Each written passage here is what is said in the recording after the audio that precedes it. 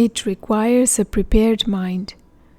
People see the signs but pass them without detecting them. One who has a prepared mind, however, is able to recognize them and then turn them into objects of contemplation. C.V. Raman, the renowned Indian scientist, once had it pointed out to him that scientific discoveries were accidental.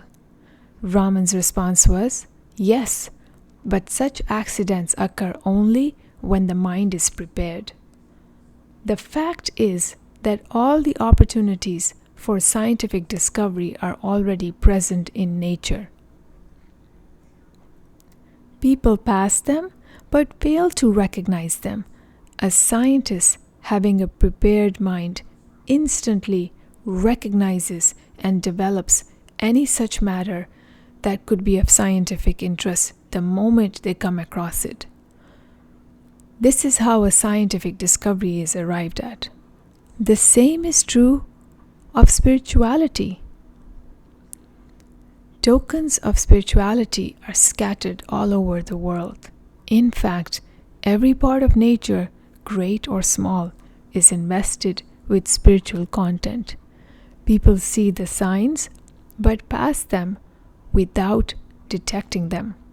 One who has a prepared mind, however, is able to recognize them and then turn them into objects of contemplation. It is discovery plus contemplation that adds up to spirituality.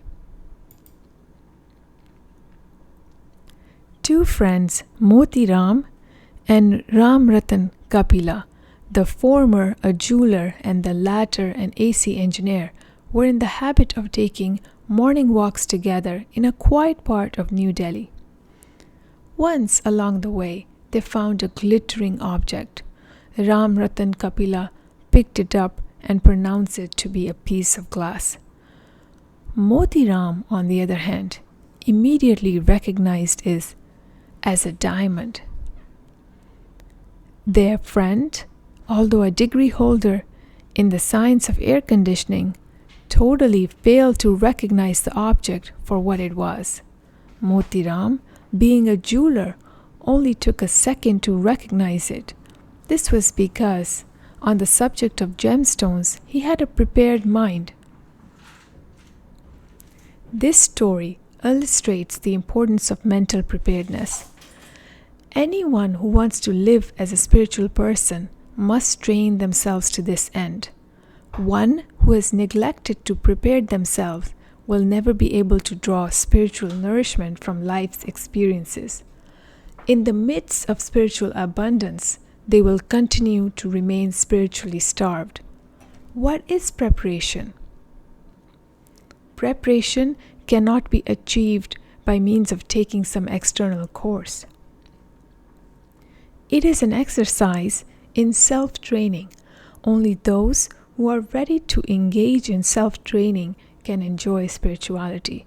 Those who do not so can never develop themselves as spiritual persons. There are many aspects of self-preparation.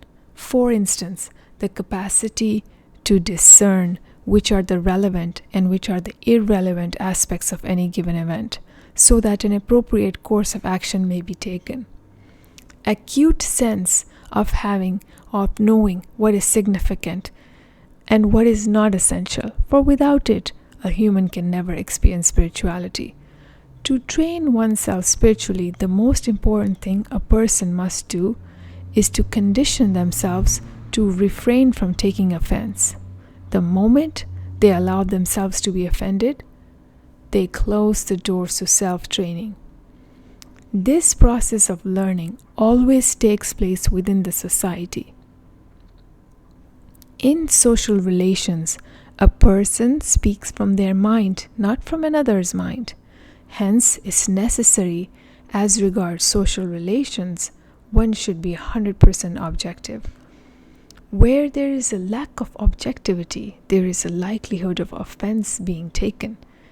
And one who takes offense shows themselves to be incapable of objective thinking. There are always two options before you: subjective thinking or spirituality. If you're desirous of spirituality, you will have to give up thinking subjectively. If you're not ready to forego subjective thinking, spirituality will forever remain beyond your grasp. Spirituality cannot be acquired through physical exercise. Physical exercise is quite unrelated to spirituality, the latter being a state of mind. Only with the right state of mind can spirituality be cultivated, for spirituality is a way of thinking, a function of the mind. One who has the urge to live with spirituality must train their mind for this purpose. Otherwise, for them, spirituality will forever remain a distant dream.